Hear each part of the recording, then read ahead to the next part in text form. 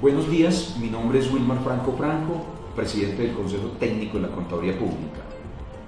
Estoy aquí porque he recibido una invitación del Instituto Nacional de Contadores para hacer un video en el cual yo me refiera a algunos temas relacionados con la contabilidad de las entidades sin ánimo de lucro. Lo primero que quiero decirles es que el Consejo Técnico de la Contaduría Pública en el último año estuvo trabajando en una orientación técnica para las entidades sin ánimo de lucro. Y el pasado mes de octubre emitió la orientación número 14, que ustedes pueden consultar en la página del Consejo Técnico, link Publicaciones, carpeta Orientaciones Técnicas.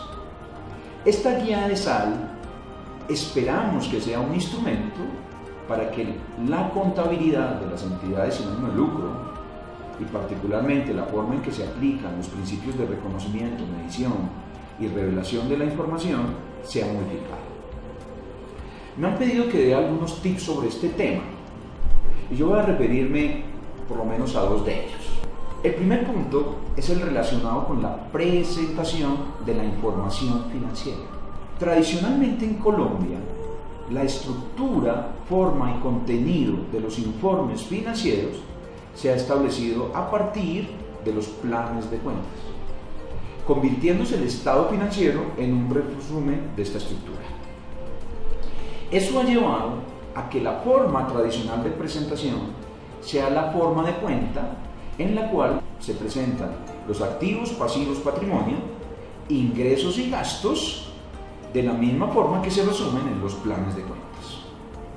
Esta estructura ha generado que nos hayamos olvidado de un elemento básico de la contabilidad y es los principios de revelación plena.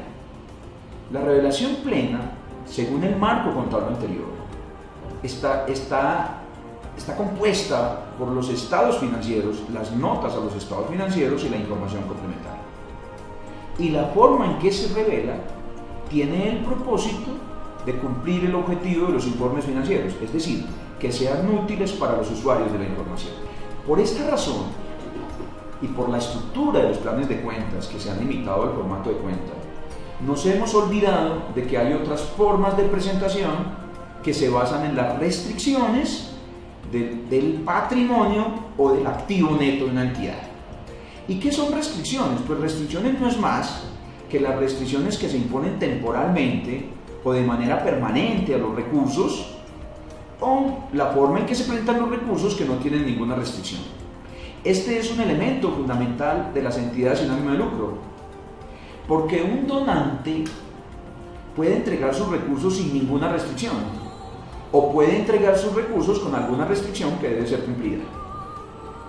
Una entidad sin ánimo de lucro también recibe subvenciones, y las subvenciones que recibe pueden estar condicionadas o no condicionadas.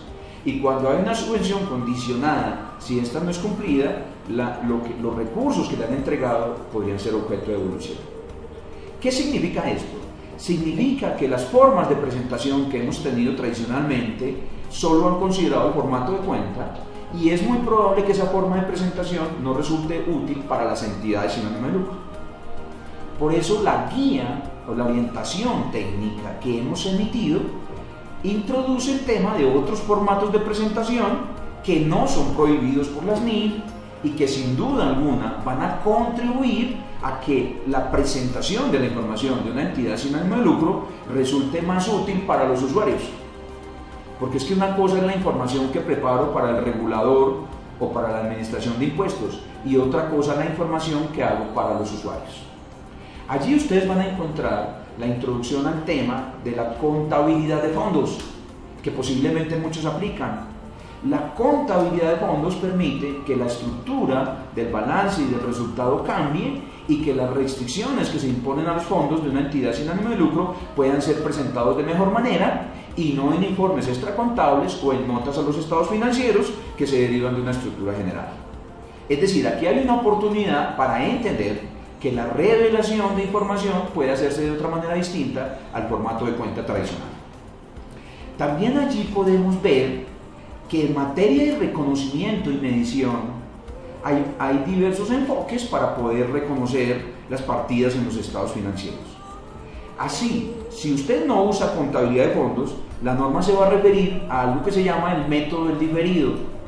Y si usted usa contabilidad de fondos, además del método del diferido, se va a referir a una cosa que se llama el método de los fondos restringidos.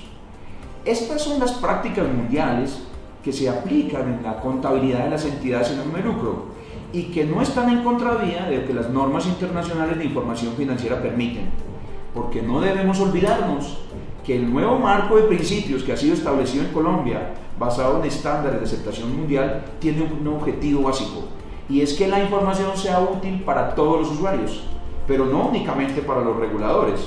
Y en ese sentido, presentar una información más útil, más comprensible, más sencilla de entender de estas entidades permitiría cumplir con el propósito de la contabilidad. La regla no existe independientemente del objetivo, y estamos pasando de una regla que se llamaba PUC y estamos regresando al concepto básico de revelación, en el sentido de que la revelación tiene que cumplir el objetivo de la información. Por eso en las entidades sin ánimo de lucro existen otras formas de presentación y la única no es la que se deriva del formato de cuenta. Los invito entonces a revisar estas orientaciones y a revisar otras orientaciones que el Consejo Técnico ha emitido y a que se establezca un proceso para que los estados financieros de las entidades sin ánimo de lucro sean más sencillos de entender y más prácticos para todos los usuarios.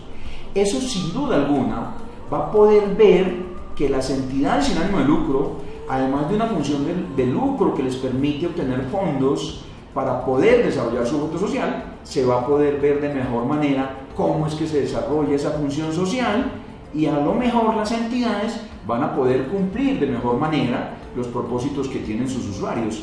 Un donante que entrega su dinero con el ánimo de que sea invertido de tal forma, una subvención de un recurso que usted utiliza, ¿sí?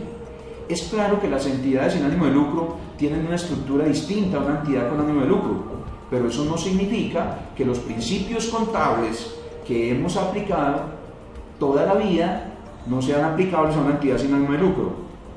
Por último, quiero referirme aquí.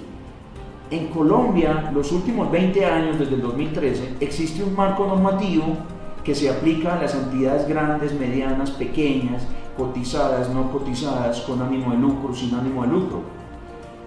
Esas normas siempre han venido siendo aplicadas y en ningún momento alguien se había referido a que los formatos del PUC o los formatos de presentación no eran adecuados para una entidad sin ánimo de lucro.